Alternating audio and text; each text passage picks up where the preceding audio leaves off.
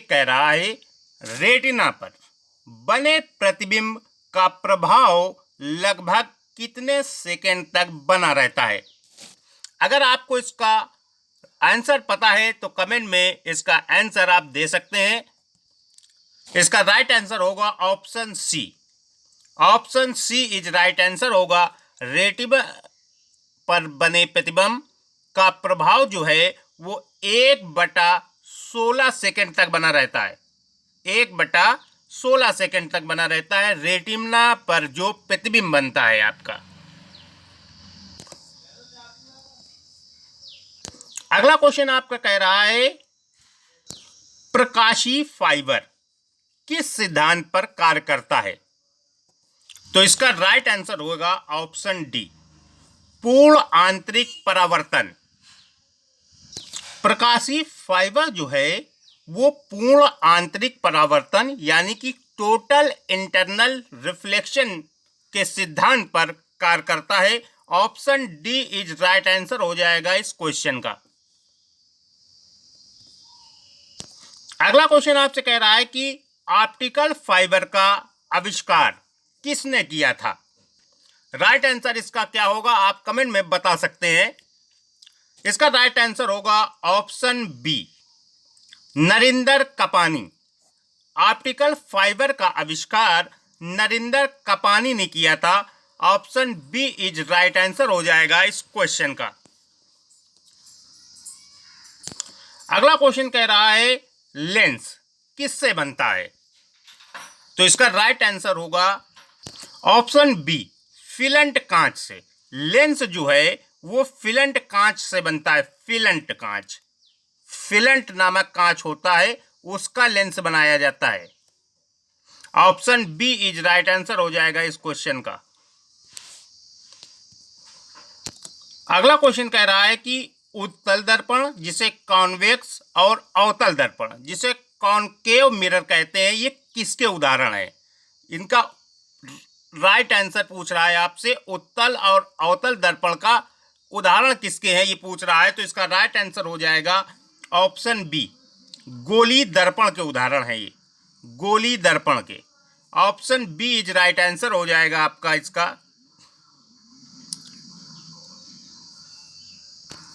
अगला क्वेश्चन आपसे कह रहा है कि निम्नलिखित में से कौन एक संक्रमण धातु नहीं है। क्वेश्चन को ध्यान दीजिए, नहीं है।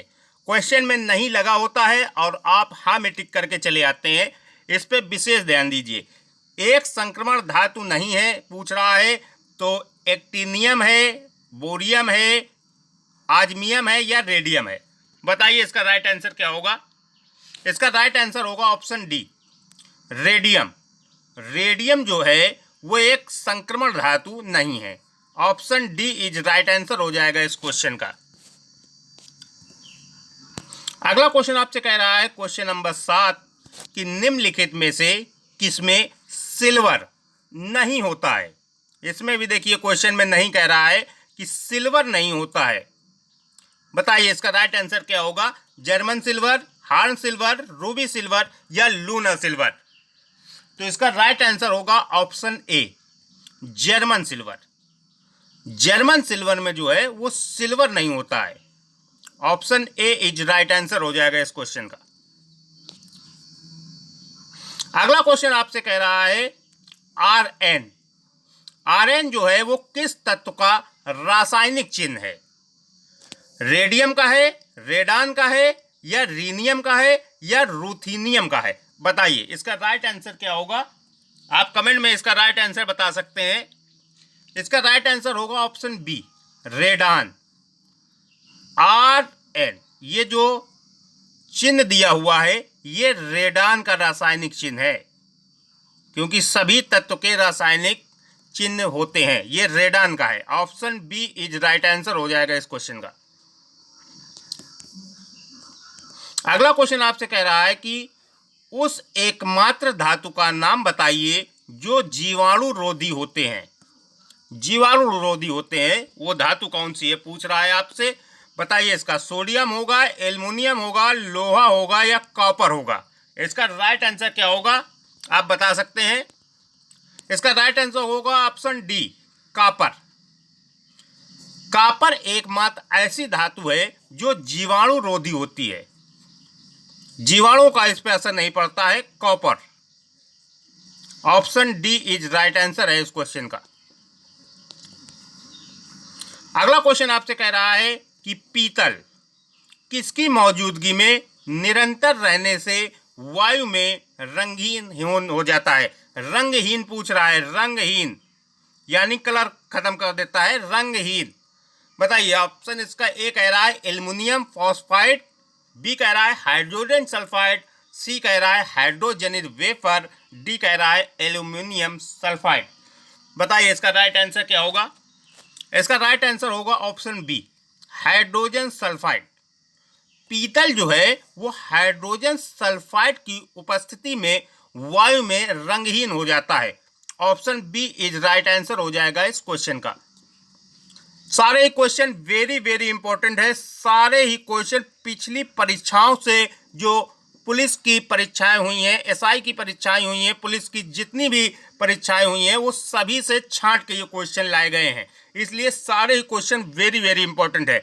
सेशन को लास्ट तक देखते रहिए, आपका वर्दी पहनने का सपना पूरा हम कराएंगे। अगला क्वेश्चन आपसे कह रहा है कि व्यापार में कितने चक्र होते हैं। चक्र पूछ रहा है, व्यापार में कितने चक्र होते हैं। 4 चरण, 5 चरण, 7 चरण, या ऑप्शन डी कह रहा है 8 चरण। बताइए इसका राइट आंसर क्या होगा। इसका राइट आंसर होगा ऑप्शन ए, व्यापार में जो है वो 4 चरण होते हैं। 4 चरण, 4 चरण कहें या 4 चक्र कहें, option A is right answer हो जाएगा इस क्वेश्चन का। अगला क्वेश्चन आपसे कह रहा है कि भारतीय अर्थव्यवस्था में शिथिल काल क्या है। शिथिल काल क्या है भारतीय अर्थव्यवस्था में, ये पूछ रहा है आपसे।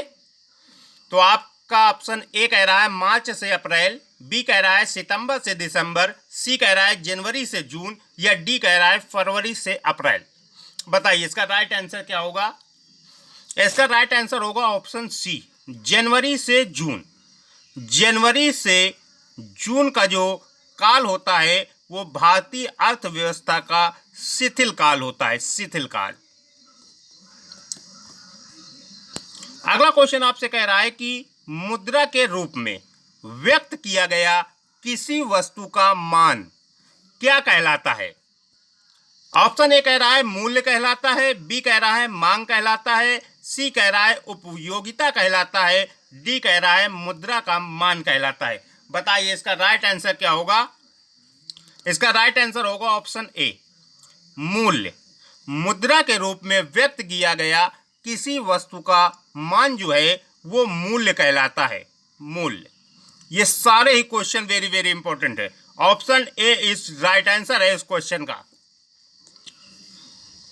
अगला क्वेश्चन आपसे कह रहा है कि भारत में सबसे अधिक दाल का उत्पादन किस राज्य में होता है। बताइए इसका तो आंसर आपको पता होना चाहिए। ऑप्शन ए कह रहा है बिहार, बी कह रहा है राजस्थान, सी कह रहा है मध्य प्रदेश, या डी हो जाएगा महाराष्ट्र। बताइए इसका राइट आंसर क्या होगा। इसका राइट आंसर होगा ऑप्शन सी, मध्य प्रदेश। भारत में सबसे अधिक दाल का उत्पादन मध्य प्रदेश में किया जाता है, मध्य प्रदेश में। Option C is right answer हो जाएगा इस क्वेश्चन का। अगला क्वेश्चन आपसे कह रहा है कि भारतीय बैंकों की अधिकतम शाखाएं कहां हैं। ऑप्शन ए कह रहा है कि बांग्लादेश में, बी कह रहा है श्रीलंका में, सी कह रहा है रूस में, या डी यूनाइटेड किंगडम यानी यूके में। बताइए इसका राइट आंसर क्या होगा। इसका राइट आंसर होगा option D. Option D is right answer हो जाएगा इस क्वेश्चन का, क्योंकि भारतीय बैंकों की अधिकतम शाखाएं यानी ज्यादातर शाखाएं यूके में है, यूनाइटेड किंगडम में है। Option D is right answer हो जाएगा इस क्वेश्चन का। अगला क्वेश्चन आपसे कह रहा है कि अंतरराष्ट्रीय बैंकिंग से लेन देन में जो स्विफ्ट का फुल फॉर्म क्या है। अंतरराष्ट्रीय बैंकिंग से जो लेन देन किया जाता है स्विफ्ट के द्वारा, उसका फुल फॉर्म पूछ रहा है। वेरी वेरी इंपॉर्टेंट क्वेश्चन है ये। तो इसका राइट आंसर है option B. Option B is right answer है। स्विफ्ट का जो फुल फॉर्म होता है वो society for worldwide interbank financial telecommunication होता है। Option B is right answer है इस क्वेश्चन का। अगला क्वेश्चन आपसे कह रहा है कार्यपालक द्वारा बनाए गए कानूनों को क्या कहते हैं? बताइए। अधिमान्य विधान कहते हैं, कानून का शासन कहते हैं, प्रशासनिक विधि कहते हैं या डी प्रत्यायोजित विधान कहते हैं? बताइए इसका राइट आंसर क्या होगा? इसका राइट आंसर होगा ऑप्शन डी प्रत्यायोजित विधान। कार्यपालक द्वारा जो कानून बनाया जाता है उसे प्रत्यायोजित विधान कहा जाता है। Option D is right answer है इस क्वेश्चन का। अगला क्वेश्चन आपसे कह रहा है निम्नलिखित में से कौन सा एक वैकल्पिक धन का उदाहरण है, यानी अल्टरनेटिव मनी का उदाहरण है? करेंसी नोट, बी सिक्के या सी चेक या डी बंद पत्र? बताइए इसका राइट आंसर क्या होगा? इसका राइट आंसर होगा ऑप्शन सी चेक। चेक जो है वो एक वैकल्पिक धन का उदाहरण है, यानी अल्टरनेटिव मनी का उदाहरण है cheque. Option C is right answer है इस क्वेश्चन का। अगला क्वेश्चन आपसे कह रहा है ग्रीन बैंकिंग। ग्रीन बैंकिंग का क्या अर्थ है? बैंकों द्वारा वनों का विकास, बैंकों द्वारा पर्यावरण के अनुकूल परियोजनाओं का वित्त दिया जाना या बैंकों द्वारा सिंचाई परियोजनाओं को वित्त दिया जाना या ऑप्शन डी इनमें से कोई नहीं? बताइए इसका राइट आंसर क्या होगा? इसका राइट आंसर है ऑप्शन डी इनमें से कोई नहीं। ग्रीन बैंकिंग का जो अर्थ है वो होता है स्वच्छ ऊर्जा प्रौद्योगिकी की तैनाती में तेजी लाना। ग्रीन बैंकिंग का अर्थ होता है स्वच्छ ऊर्जा प्रौद्योगिकी की तैनाती में तेजी लाना, जो इस ऑप्शन में नहीं दिया हुआ है, इसलिए इसका राइट आंसर ऑप्शन डी हो जाएगा, इनमें से कोई नहीं। अगला क्वेश्चन आपसे कह रहा है कि 11 यूरोपीय राष्ट्रों में शुरू की गई साझी मुद्रा को क्या कहते हैं? 11 यूरोपीय राष्ट्रों द्वारा शुरू की गई जो साझी मुद्रा है उसको क्या कहते हैं, ये पूछ रहा है आपसे। ऑप्शन ए कह रहा है यूरो पाउंड, ऑप्शन बी कह रहा है यूरो, ऑप्शन सी कह रहा है यूरो डॉलर, ऑप्शन डी कह रहा है इनमें से कोई नहीं। बताइए इसका राइट आंसर क्या होगा? इसका राइट आंसर होगा ऑप्शन बी यूरो। 11 यूरोपीय राष्ट्रों में शुरू की गई जो साझी मुद्रा है उसको यूरो कहा जाता है। Euro euro.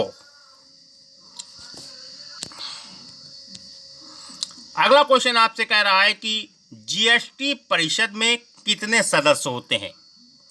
Option A 30, option B 33, option C 40, option D 45। बताइए इसका राइट आंसर क्या होगा? इसका राइट आंसर होगा ऑप्शन बी। जीएसटी परिषद में जो सदस्य होते हैं उनकी संख्या 33 होती है। 33 सदस्य होते हैं जीएसटी परिषद में। Option B is right answer है इस क्वेश्चन का। अगला क्वेश्चन आपसे कह रहा है कि ब्याज की दर और उपभोग के स्तर के बीच संबंध पर सबसे पहले किसने कल्पना दी थी? Option A Amartya Sen, option B Milton Friedman, option C Irving Fisher या ऑप्शन डी जेम्स ड्यूजनबेरी। बताइए इसका राइट आंसर क्या होगा? इसका राइट आंसर होगा ऑप्शन बी मिल्टन फ्राइडमैन। ब्याज की दर और उपभोग के स्तर के बीच संबंध पर सबसे पहले फिल्टर फ्राइडमैन ने कल्पना दी थी। Option B is right answer हो जाएगा इस क्वेश्चन का। अगला क्वेश्चन आपसे कह रहा है कि निम्नलिखित में किसे उत्प्रभावी द्रव माना जाता है? Option A FII, option B FDI, option C ADR, option D GDR। बताइए इसका राइट आंसर क्या होगा? इसका राइट आंसर होगा ऑप्शन ए FII। उत्प्रभावी द्रव माना जाता है इसे। Option A is right answer है इस क्वेश्चन का। अगला क्वेश्चन आपसे कह रहा है कि विश्व व्यापार संगठन की स्थापना कब हुई थी? Option A 1995, option B 1997, option C 1999 या ऑप्शन डी 2000 में। बताइए इसका राइट आंसर क्या होगा?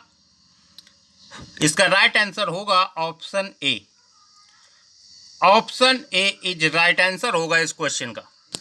विश्व व्यापार संगठन की स्थापना 1995 में की गई थी। 1995 में। Option A is right answer है इस क्वेश्चन का। Thanks for watching. सेशन पसंद आया तो लाइक करें, शेयर करें एंड चैनल पर नए हैं तो चैनल को सब्सक्राइब करके बेल आइकन जरूर दबा दें ताकि आपको हमारी वीडियो की नोटिफिकेशन सबसे पहले प्राप्त हो। थैंक्स, मिलते हैं अगली क्लास में।